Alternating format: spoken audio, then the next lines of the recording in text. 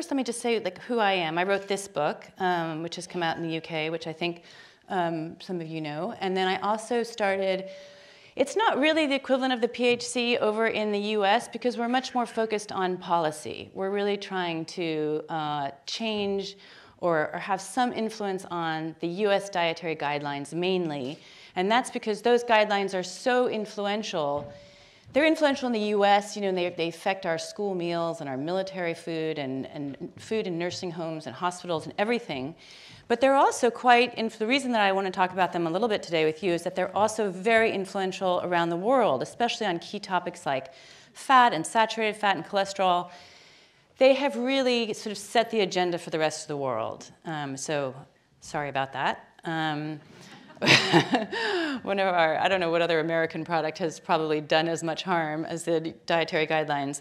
But so this is a group that, that I started about 5 years ago, really. We've been on a similar trajectory to the PHC. But I wanted to talk about the silencing of nutrition science because, this has always been something that we've experienced in the little world of nutrition, but I think the last couple of years we've really experienced a much broader sense of confusion about what is information and what is misinformation and why are we now, why is there now a ministry of misinformation that they're proposing in the US and what are lies and what are truths and each side of the political spectrum feels the other side is mired in some kind of misinformed set of facts, and this has been so disorienting. For me personally, I feel very disoriented and kind of this vertiginous feeling of not knowing what is fact. I mean, what can we trust? I mean, can we trust expert opinion? I think, I don't know if you'll recognize, this slide, which is, we've had this experience where our leaders have been telling us to take measures and do things that they themselves don't believe in, and this is, probably, nothing new really, but it's confusing. I mean, we see this in many different ways. Here we have another expert. Is she socially distancing with so many people right around her? And why does she need toilet paper? So I think we see this a lot in science. There's a feeling like we need to stand up for science. Everybody's talking about, we believe in science, science just exists out there. But whose science is it? Who is it that we're standing up for? This is, the marches on science took place all over the United States, all over the world, actually. It's a group that's standing up for what kind of science? Well, they have their own kind of, it's like their trademark. This is the establishment. It is the kind of the official view of what science is. And I think that there's a feeling like we would like to trust sort of the official view of science out there, and there is the corollary, which is always to believe in the skeptics, right? To never believe in the science. You just wonder, can we always trust the skeptics, right? I mean, are they a reliable source of science? And that's not always true. And here we are on the side of the skeptics when it comes to nutrition, but it doesn't mean that we're all right. So how does this coming into the world of nutrition? And I feel like this is something to talk about because one of the things that I experience when I'm talking to people is that wherever you are in your health journey, whether you're starting, whether you've been able to resolve a number of conditions or diseases, I have this experience probably all along the way. Probably everybody has a story where they're thinking, is what I'm doing right? People are doubting, my doctor's doubting me, or my friends, my family are asking me, is that really healthy what you're doing? Or, I don't see any evidence for that, and this is really fringy, and maybe you're going to hurt your health down the line. And so it really does produce this kind of cognitive dissonance, I think, for people. What is the truth? And how can they be sure? I mean, certainly it helps when you feel better. That's your own N=1 experience, but how can you be sure that that's right? And I think that this kind of cognitive dissonance produces like even social and moral discomfort. And some of that really is manufactured, right? 'Cause, I mean, definitely the sense that we ought to be ashamed to eat red meat is a kind of manufactured idea because, you know, there's just a great amount of money to be made in the fake food companies. But this doesn't make it any less uncomfortable for us. And I'm reminded of a story of a friend of mine who's at Harvard Medical School who's literally like, he says, I'm eating my lamb salad in a closet because my fellow medical students at Harvard are so disapproving of my eating habits. And I'm sure you've also experienced this where, you know, nobody really ever says anything to you like, you know, it's like, oh, you know, eat some comfort food and you'll feel better, and just how that, you know, you always feel better who doesn't feel good eating ice cream? But if you start eating this, they're like, oh my God, what are you doing to yourself? You're definitely going to be killing yourself. So what I want to talk about today is really an area of this, ooh, I have dismissed that. Which is, amongst all these issues, the one that I think is really relevant to nutrition is the denial of scientific findings. And I want to kind of take you on a little bit of a tour of what the science says in a number of really important areas that are really key topics in nutrition and show you how that science has been treated. You know, one thing to say is that whatever the misinformation, disinformation versus information battle that has been going on in the last few years, most prominently in our society, this has been going on in nutrition science a very long time. We're like the granddaddy of misinformation. So we're going to go through these hot button topics. The first one of which is saturated fats, right? I'm sure that many of you, one of the obstacles to starting a different kind of diet, a whole foods diet, was a fear of these fats, which we've been told for our entire lives are the worst kinds of fats to consume. I mean, I myself, I didn't eat butter or red meat for over 20 years. I mean, I just thought that these were, I didn't even know why, actually. I just thought bad. So when I started studying this science, which I've been studying now for almost 20 years, I went back and looked at some of the original clinical trials on saturated fats, and I realized that, you know, this issue of denying the science, which you could also call selection bias, has been going on forever. So this is a very famous study. It's called the Minnesota Coronary Survey. It is really the largest test that was ever conducted on saturated fats. So they took more than 9,000 men and women, half and half, an unusual trial because it included women. They were in 5 Minnesota mental hospitals and a nursing home, the kind of experiment that you can't do today because it's considered unethical. They gave half of them a diet of 9% saturated fat, which is what we are told to eat today, more or less. And the other half, they ate what was considered normal at the time, which was 18% of their calories at saturated fat. That would be horrifying in today's world. And they put them on this diet, although it wasn't always a constant population, for 4.5 years. And because they were in these contained environments, they really could control all the food, right? That's a much better experiment than when you give somebody a diet book and you say, hey, we'll check in with you in a week or so. So they could control what they were eating. At the end of this, they found that there was no difference in terms of cardiovascular events, cardiovascular deaths, or total mortality. So basically, eating twice as much saturated fat as we're told to eat today had no effect on your heart disease. So this study, which originally, for those of you who know the history, it had Ansel Keys on it, although he didn't put his name on the final paper. And this other man pictured here is Ivan France, was another principal investigator. They didn't publish those results for 17 years.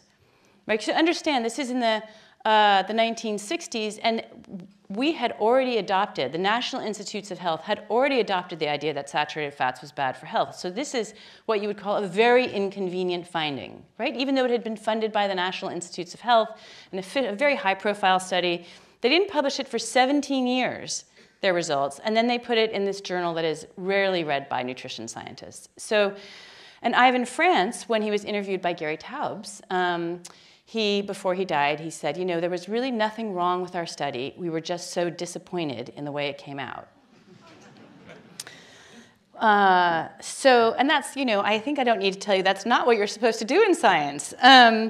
And it's, you know, an interesting footnote to this that later on a group of scientists led by Christopher Ramsden at NIH went to Ivan France's basement and found some additional, like the old computer tapes, the original computer tapes from the trial. They analyzed those. They found data that had not been published in this 17-year late study.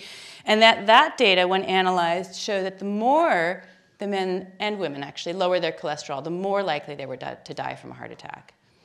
Another piece of inconvenient findings.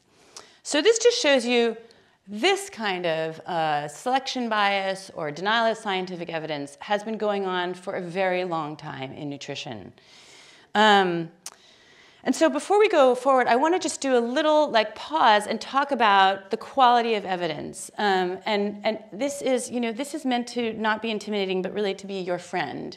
Because when you're discussing your nutrition journey or your doctor discussing with your patients, it's really important to understand that there is, there's grade 1 level evidence that really can show cause and effect, and that those are randomized controlled clinical trials right up there at the top, right? That's where you take a group of people, you split them, I said you, and I put you, and I give you the pill or the diet, and you get something else. There are problems with clinical trials, like if I gave you the carnivore diet, you would know you're eating that diet. You're not blind to that diet, and a trial ideally is supposed to be blinded. But they're really the only way to show cause and effect, and that's considered grade 1 quality evidence. And then there's this weaker quality of evidence called observational studies. And it's really important to understand that when the headlines that you see in the newspaper, more meat, more mortality, avocados will prevent heart disease, 5 walnuts a day will lower your risk of heart disease by 30%. Those are all observational studies. Almost all of them. They come from this weaker kind of data. And the reason that it's weaker, I could spend an entire hour just talking about that. Would really fascinate you. But the reason that it's weaker is that it can only show association and not causation. So what does that mean? And why is that not as good? Because things can be associated with each other that do not cause each other. Does your consumption of margarine, do you think it impacts the divorce rate in Maine? Do you think that, wives just don't like their husbands eating margarine? I don't know. But that's a correlation, but it's not causation, right? One does not cause the other. Here's another one, which is about internet users and breast cancer. I mean, I don't know if I'm getting breast cancer right now, but I think that, the point of being on the internet is not probably what causes breast cancer. This is just a correlation, but it doesn't mean causation. So we really need to rely on randomized controlled clinical trials wherever possible. And when it comes to saturated fats, just getting back to saturated fats, there have been a large number of randomized controlled clinical trials. They mostly took place in the 60s and the 70s. They were done by governments all over the world, in Finland, in Australia, in the US, in the UK. And altogether, they tested at least 67,000 people, which is a huge number of people. And these experiments lasted 1 to 8 years. So it's an incredibly large body of scientific knowledge looking at this hypothesis about saturated fats and heart disease. And most of these trials were in inpatient settings, and as I described, much more effective because you can control the food that people are eating.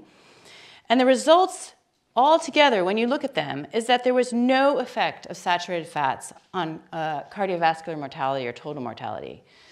That means doing whatever, eating less saturated fats did not spare you death from heart disease or death from any cause.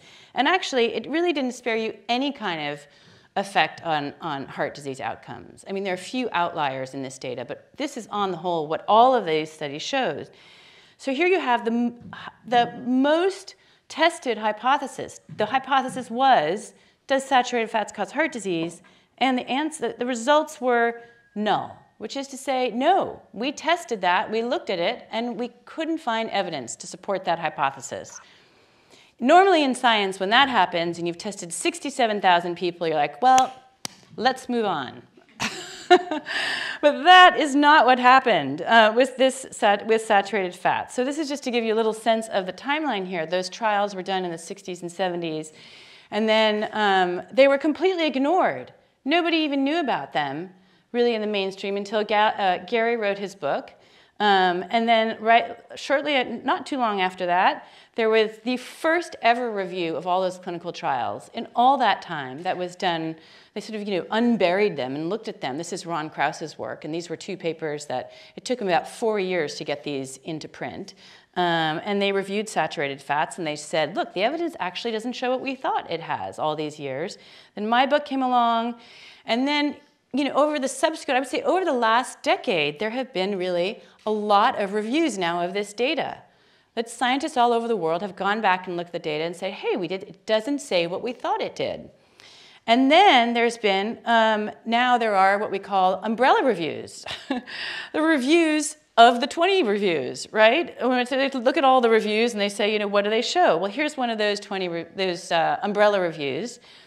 And they looked at 17 meta-analyses of this data, and that was their conclusion, which is that diets that replace saturated fat with polyunsaturated fat, which is vegetable oils, do not convincingly reduce cardiovascular events or mortality. We have to consider that the diet-heart hypothesis, that was the hypothesis that saturated fats cause heart disease, is invalid or requires modification. That modification being probably just get rid of it. Okay, so this is still ongoing. So then there was this paper. Actually, our group, the Nutrition Coalition, hosted this group of scientists, and they all came to Washington, D.C. They talked about the evidence on saturated fats. I think what's important about this group is that their authors were really quite prominent. So they included 3 former members of previous dietary guidelines expert committees. Those are the people who review the science for the guidelines. And so these are people basically looking back on their own legacy and saying, I think we got this wrong, because this was their conclusion. Again, the evidence just doesn't show that saturated fats causes heart disease. And this is in the Journal of the American College of Cardiology. It's the journal. It's a very prestigious conservative journal for cardiologists. So it was a really significant and important paper. It's a state-of-the-art review. It was called by the editor-in-chief of this journal as one of the most important papers of that entire year when it came out. It was one of the top 5 papers. It was 2020. So, this is all going on while our policymakers in Washington are creating the dietary guidelines for Americans, which they do every 5 years. They're like, we're going to look at the latest science and see what it says, and we're going to update the guidelines. So this was their review of saturated fats that they did in 2020, the same year as that article. And they're supposed to look at all the evidence. And I'm just showing you that lower part of the slide there, so you can see this is the way they present the evidence, which is all those little footnotes there. So they don't have like a table. Normally you go into a study and there's a table and it shows you the study and what the outcomes were, and then it's all lined up for you. Here, they just have like a little list of footnotes, which you have to go and look up them all. Well, so I did. I went in and I looked them all up, all those papers, and this is what a chart that I want you to look at this column. And basically, what it shows here is this is from their data that they are presenting. And the shaded part is the percentage of their data that supports what they're saying. So if they're saying, dairy has an effect on cardiovascular disease endpoints or CHD. So endpoints, these are basically both heart disease endpoints, right? And they're saying, well, we say that dairy, has a negative effect, but 100% of the data they present does not support that. So you can just look up and down the column, and you can see that the vast majority of the data does not support the idea that saturated fats are bad for you, and yet this was their conclusion. The data is strong. So they're just really, we have to say, is that, should they be kicked off Twitter? What is that is definitely misinformation according to their own data. And it remains true that no dietary guideline committee has ever gone back and done what those 20 reviews did, which is to look at all the original data themselves. They've never done that. So they've ignored the data on the most studied hypothesis in nutrition. Literally billions of dollars have been spent to study this, and all of that data has been ignored. So that's saturated fats for you. That's where we stand at the moment, which is that the science has like really, really, really moved on, and the policymakers are back here. On dietary cholesterol, cholesterol in the egg yolk, the reason you didn't eat shellfish maybe for a long time. There's a slightly different turn on this story, but it's also a little shocking, I think, which is that, we've had caps on cholesterol for a very long time, roughly, I don't know what it is in UK measurements, but we were told to limit our cholesterol and have egg white omelets and never eat the yolks, and lobster would kill you. And then, but they've actually, those caps were dropped by the dietary guidelines, our US dietary guidelines in 2015, and they've been dropped in other countries too, because this was the conclusion from their scientific review of the evidence, which was that there really was no appreciable relationship between consuming the cholesterol you ate and the cholesterol in your blood. They just couldn't find a relationship there.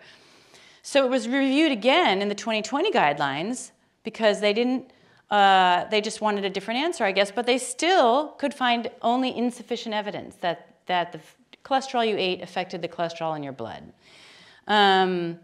This is the debate that people sometimes cite, like, eat eggs, don't eat eggs, eat more, eat 1 egg a day, I think is what it is now in the US. But despite these reviews, this is what the dietary guideline says. Their recommended dietary patterns should be lower in cholesterol. They are lower in cholesterol, and that's what makes a healthy diet, even though their reviews for 2 iterations going. So again, I mean, what you have with cholesterol is they just denied their own data. They're looking at it and they're reviewing it, and then it comes time to issue a guide. They just cannot reckon with their own data. On dietary cholesterol, they are literally back in the 1960s. Well, I'll tell you the exciting thing. The next subject I'm going to talk about is the low-fat diet, which, as you know, we all were following for a very long time. We were, taking the skin off our chicken breasts and making sure that we didn't have any. We were trying to eat our salad with only vinegar on it. Yum, yum. I don't know how I ever convinced myself that tasted good. It's like a fire in my mouth. So. But that is the second most studied hypothesis in the history of nutrition, which is that they have studied that on more than 50,000 people. Again, a huge number of people to study. I mean, just to put that in perspective, most trials that you read about, a clinical trial again, which takes a long time to do, most of those trials, they might have, like, if they have 200 people in them, that's considered a large trial. And these are trials that were, back when the National Institutes of Health was very, very ambitious and thought they could do something about chronic disease. They literally had a clinical trial of 49,000 women called the Women's Health Initiative, which is a huge number of people, because they thought they were going to prove that the low-fat diet worked, right? So, but the end of that trial, which lasted 7 to 8 years for most of these women, they could find no difference. And these are women who had literally been given a copy of the dietary guidelines, low fat, more fruits and vegetables, whole grains, nuts and seeds. At the end of 7 or 8 years, those women did not see any benefit. They actually powered that trial for cancer, which means that that's a pretty difficult thing to do, because you have to run a trial for a long time to get results on cancer. There was no effect on any kind of cancer. There was no benefit for preventing diabetes. There was no benefit for heart disease, and the women were about 2 pounds lighter after all that effort, after having given up, butter and meat and all the things they had deprived themselves of. So that really should have been kind of the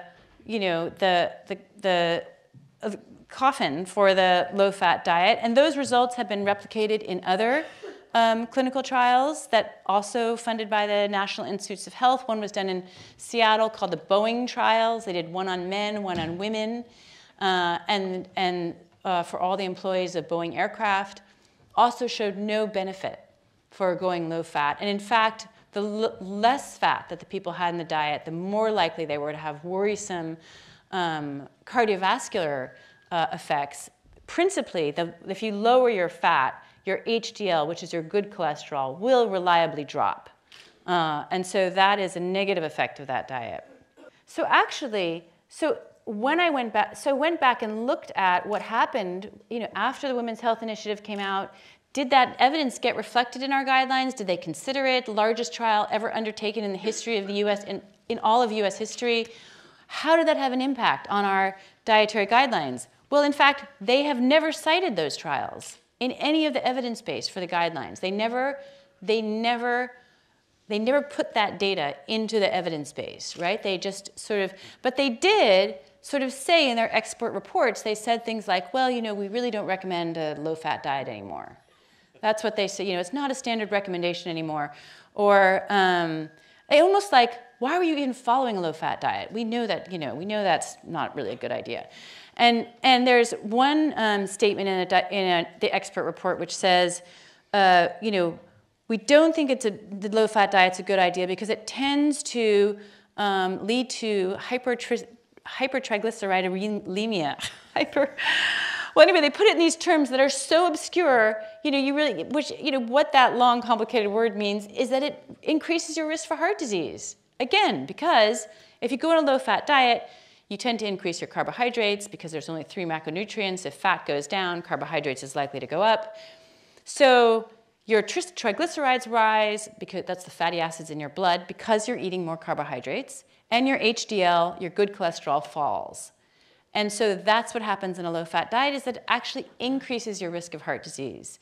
And when the U.S., the heart disease in America, obesity in America is sort of running along like this. In the 1960s and 1970s, it's about 15% of the population, a little bit less, has obesity. And then come 1980, it turns sharply upwards and just keeps on going up and up and up and up. That's it. What happened in 1980s was our dietary guidelines were commenced. And the entire population went on a low-fat diet. All our food, our meat was bred to be leaner. All our foods became low-fat. You go to the supermarket, you can get your low-fat SnackWells. And so that was really, I don't know what else happened in 1980 that could have been correlated. But that's what happened when we all went on a low-fat diet. So the language of the guidelines no longer says the word low-fat. They've backed off the low-fat language. But in fact, they still recommend that all Americans have between 20 and 35% of fat, of their calories as fat, and that is de facto a low-fat diet. So it's a little bit like, it's a little Orwellian, I guess I would say, the way that language has been manipulated, which is that they won't use the term low-fat, but they're effectively, de facto, still recommending the low-fat diet. So let's talk a little bit about the low-carbohydrate diet, which you think your doctors and people around you might say, there really is a lot of evidence for low-carbohydrate diet, but then you turn to your friend or your doctor who doesn't know anything about low carb, and they say, look, there's really no evidence for that diet, and why is it not endorsed? If it's not officially endorsed, I can't recommend it, and there must be something wrong with it, right? If there are no officials, if there are no experts telling me that this is the right diet, well, why is there no low-carb diet in either our guidelines or your guidelines? Well, I can tell you what's gone on with our guidelines because as a journalist, I did a bunch of Freedom of Information Act requests, which means that you can get the emails. It's not easy. They don't like to give them up. But you can get the emails of people in government. And this is what I found. So in 2015, the federal officer at our United States Department of Agriculture, which is the federal agency that puts out the guidelines, she writes to her colleagues. This is an email that I have. She says, hi, Dietary Guideline Committee. As you know, there has been a continued and perhaps growing interest in low-carbohydrate diets. This is in 2014. And we have been asked on numerous occasions why the dietary guidelines do not recommend low-carbohydrate diets as the dietary pattern of choice to the general public. This is her email to the entire expert committee. And somebody answers her, I know, this is the vice chair of the committee, who really should know what's going on. She says, well, we did not think to include a question on low-carb diets. We just didn't think we didn't ask the question. Somebody gets back to her from the committee saying, oh, actually, you may not be aware, but we did conduct a review on low-carb diets. But we're not going to put it in the results part of the paper. We're going to put it in the methodology section of the paper, where it's, and the reason that she gives is just incomprehensible because it doesn't belong, and the results of your findings, the results don't belong in the methodology section, right? I mean, that's just the wrong section of the paper to put it in.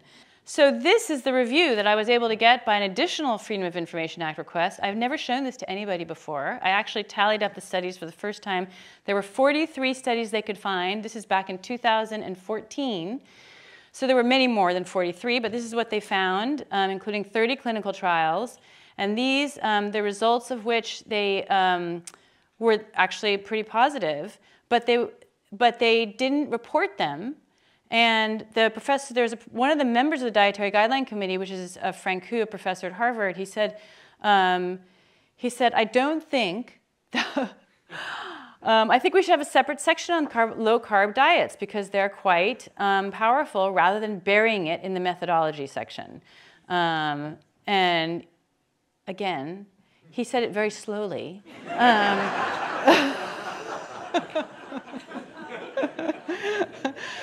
People who are familiar with the field may complain that we gloss over recent evidence, again, 2014, and that we do not give low-carb diets the sufficient attention they deserve. So that's what happened this was, now some years ago. And then more recently, for the 2020 guidelines, they did a review of low-carb diets. They did one, and they said they could only find a single study. By now, we found and identified at least 75 clinical trials, not just studies, but actual clinical trials. And they could only find a single one. Why did they find even one? Well, because one of the authors was actually on the Dietary Guideline Committee. And if they hadn't found that one, it would have been pretty embarrassing for them. So they said there's just insufficient evidence for a low-carb diet, and this go-around of our guidelines, I mean, it's just so dizzying that this happens every 5 years to update the evidence.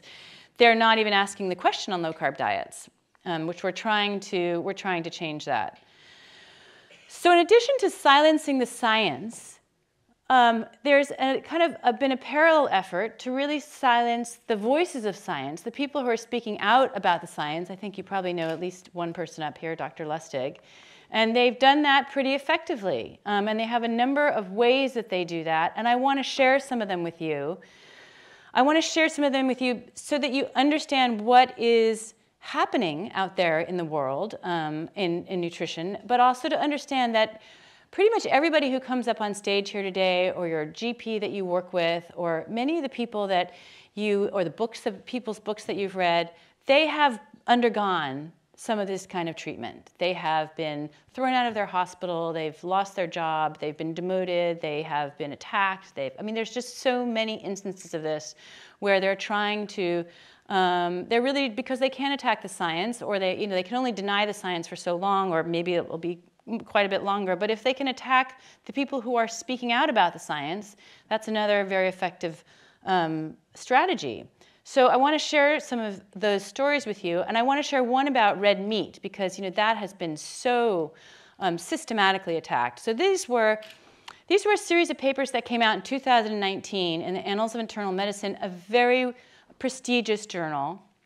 And there were 4 of these, what are called they're systematic reviews, and they were done with a methodology called GRADE, which is highly respected and used by more than 200 public institutions around the world because it's highly rigorous. It tests bias. It grades studies according to that pyramid of evidence.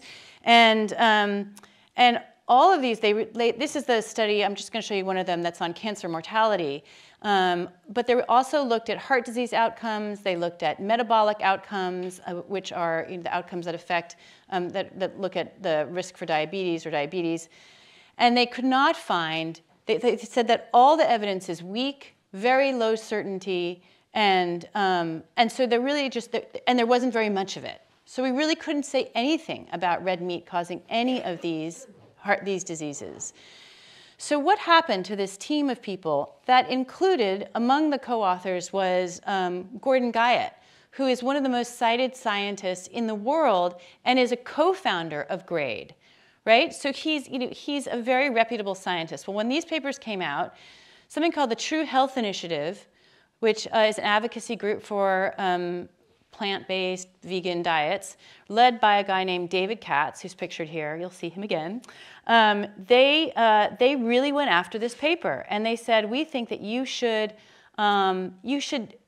withdraw this paper, retract this paper before it is even published, because it is so dangerous for people to see this information. We don't even want this paper coming out.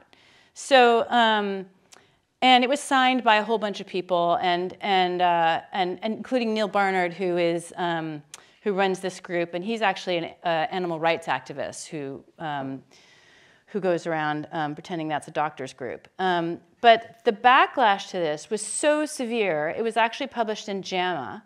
There was an article on it, and the editor-in-chief of that prestigious journal, she said her inbox, this was from the True Health Initiatives, their actions, her inbox was flooded with more than 2,000 emails, and that they had, in a half an hour, they had to shut down her inbox. And she said in all her time in publishing, that had never happened before, and the tone of the emails was especially caustic and mean. And she said, we published a lot on firearm injuries, and I don't know if you know about the gun debate in the United States, another fantastic feature of my country. But she said, the response that they had received from the NRA, which is an incredibly vitriolic group, was less than the response that they got from the True Health Initiative. So this is what they went through. And the scientists who had, whose names had published that paper, and especially the lead scientist on this, who's somebody named Bradley Johnston, he was personally attacked for having, and this was practically on the front page of the New York Times, the Washington Post. It was in numerous high-level, important newspapers saying that he had an undisclosed conflict of interest. What did that turn out to be? It turned out that he had received money from a food group that came to him late. So it was within the time period he was supposed to report on, but it was for a previous paper. It was for a paper that he did on sugar. It had nothing to do with the meat paper. But this was really just an attempt to kind of slime him and undermine his findings by going after him. There really wasn't any serious critique of the paper itself. It was just a critique of him. They tried to undermine it by discrediting him. And then he became part of this disinformation triangle that was distributed and shown at conferences by Walter Willett. He is now the past head of the Harvard School of Nutrition, Harvard Public Health School of Nutrition.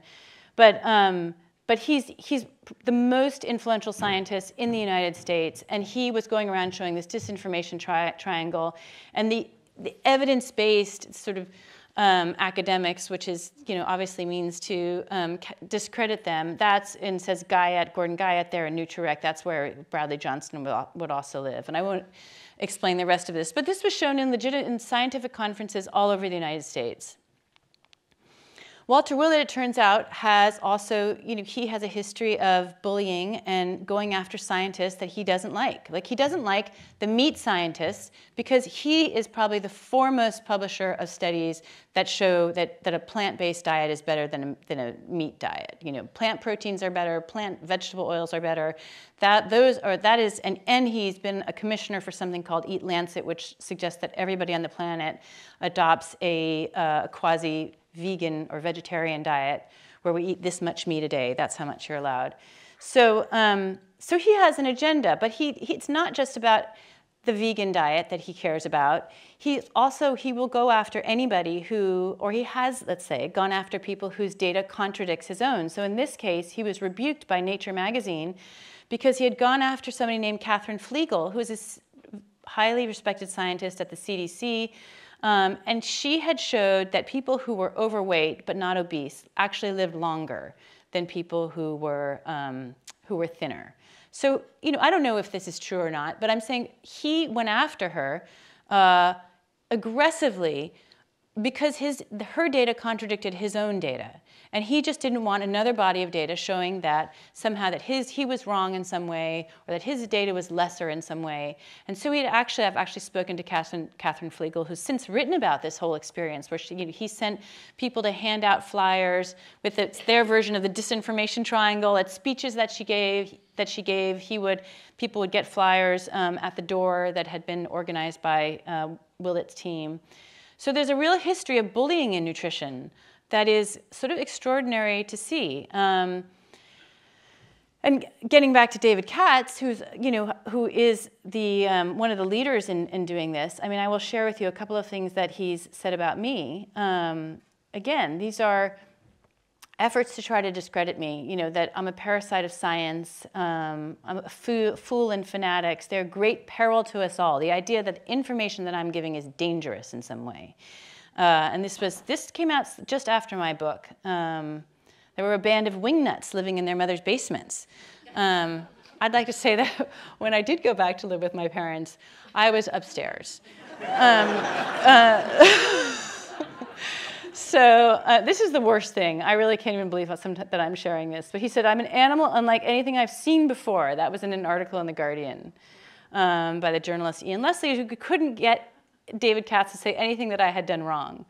But he's gone after me very, very aggressively. And so that when I came out with this paper, so this was a cover story for the BMJ, which I had gone, the dietary guidelines in 2015 came out, and this was right after my book had come out, and I read all 480 pages of the guidelines, and I thought, wow, I've been reading bad science for a decade to write my book, but I really have never seen such bad science as what went into this expert report.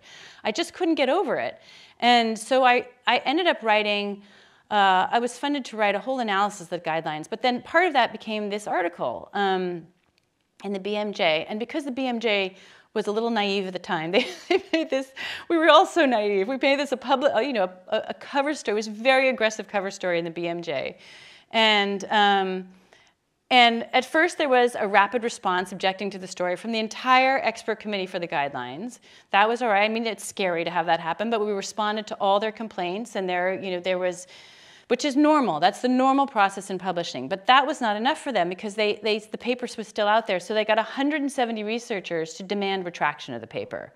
And here you'll see the familiar face of David Katz, who was one of the leaders in that. So this was pretty scary. You have your paper under a retraction request. And again, Ian Leslie, that journalist, The Guardian, he went and he looked into this, and he said, nobody knew what was wrong with the article. There was 170 that had signed this letter, but nobody really knew what was wrong with it. They couldn't name a single one of the errors in the paper. And it was just sort of a groupthink gang on to try to get rid of this paper.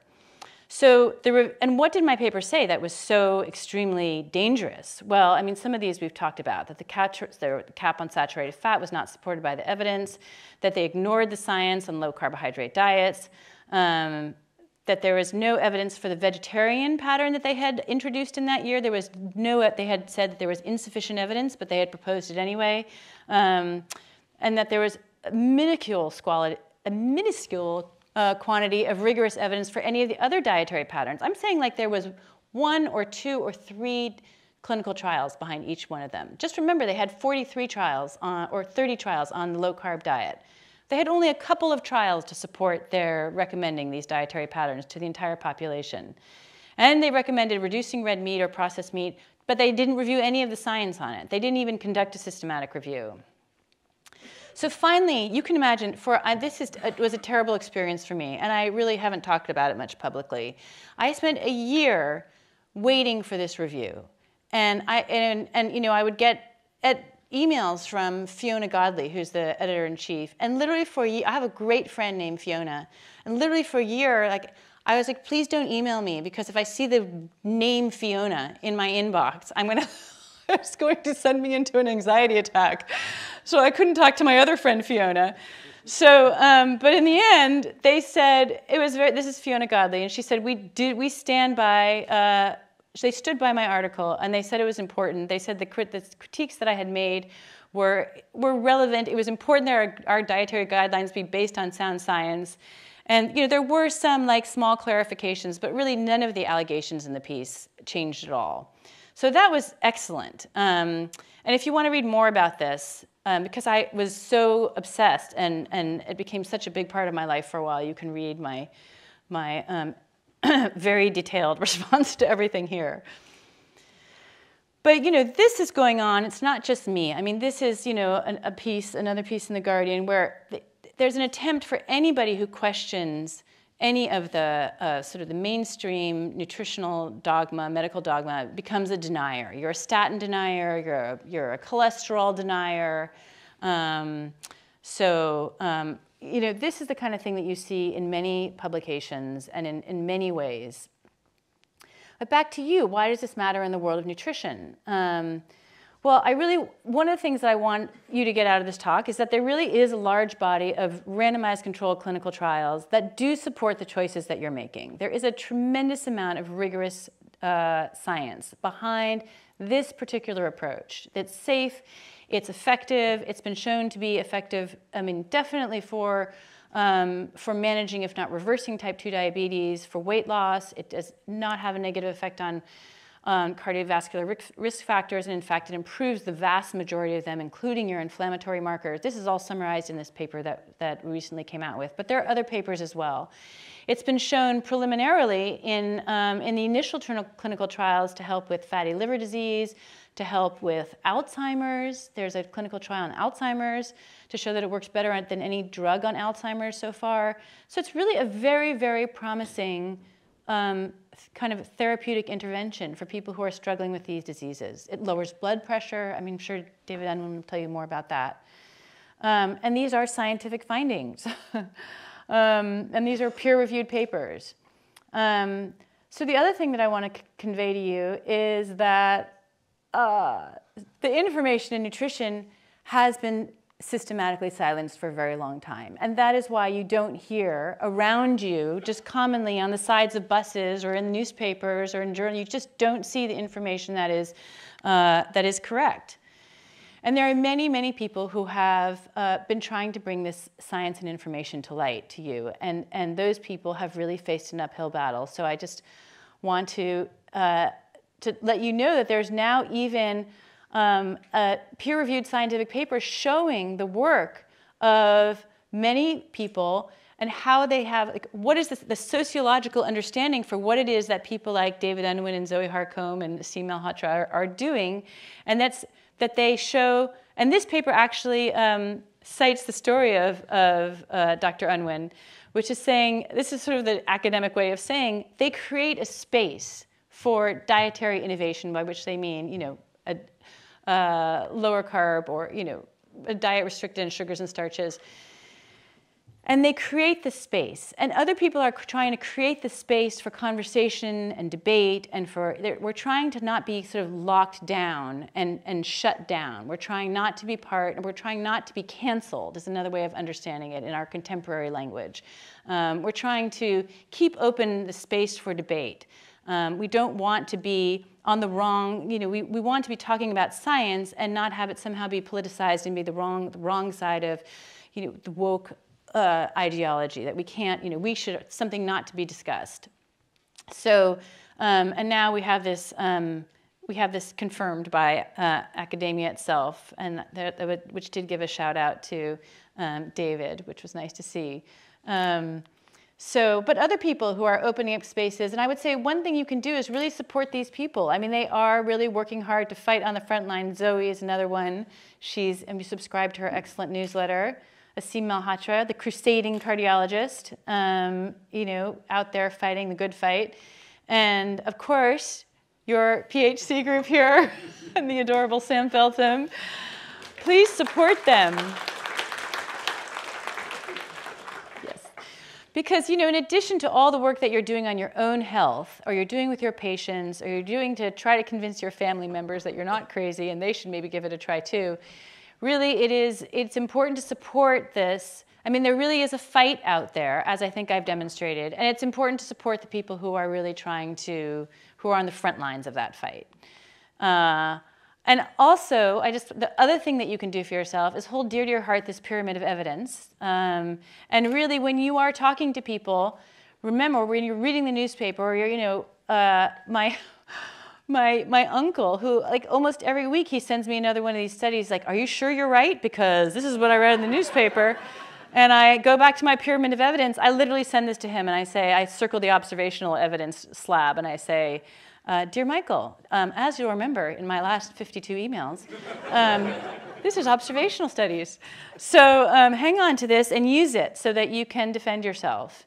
And you can also support me. I've just launched a newsletter on a platform called Substack, and this was the first one that I did. It's actually an analysis of a Gates-backed study that is extremely influential in terms of their health numbers have been used, including in the UK National Food Plan.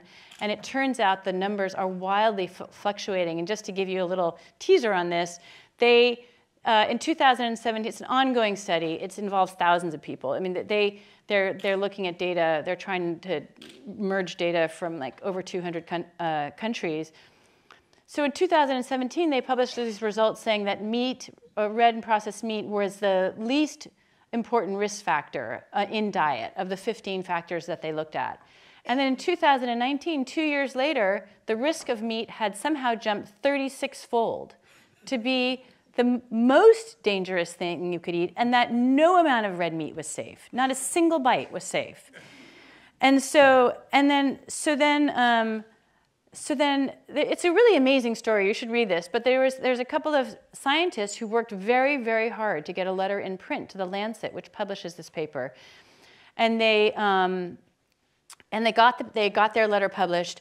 And it says, look, this is what's wrong with your study, and this is all these things are, you didn't look at any of the contradictory evidence. You didn't, those Annals of Internal Medicine papers I showed you, you didn't look at any of those. And so that they weren't going to answer the letter. They weren't even going to publish it. They wanted to ignore it. And then finally, when some of us journalists came knocking, they said, oh, so sorry, it slipped off our mind, and we are going to publish a response to the letter. And you know what? We were wrong about red meat. Our models were wrong. We're in the process of, we're redoing our models. And so the numbers on red meat will be lower in the future. Well, that's no good for the policy that it currently is based on those numbers. But anyway, it's quite a story, and it includes some interesting quotes from one of your most famous methodologists, P.D. James, who wrote the entire study. Back in 2013, he said, this is just black box data. That's where that quote comes from. But anyway, that paper came out last week, and already 10,000 people have seen it. So I'm hoping that they're all at the Lancet and at Gates Foundation. Anyway, and that's it. I really am so thankful to be able to spend some time with you. I think I've gone over, but hopefully we won't be too far behind. But I just really want to encourage you to understand that we live in a little bit of a crazy time in terms of information, and to feel secure in the choices that you're making and be able to defend them valiantly.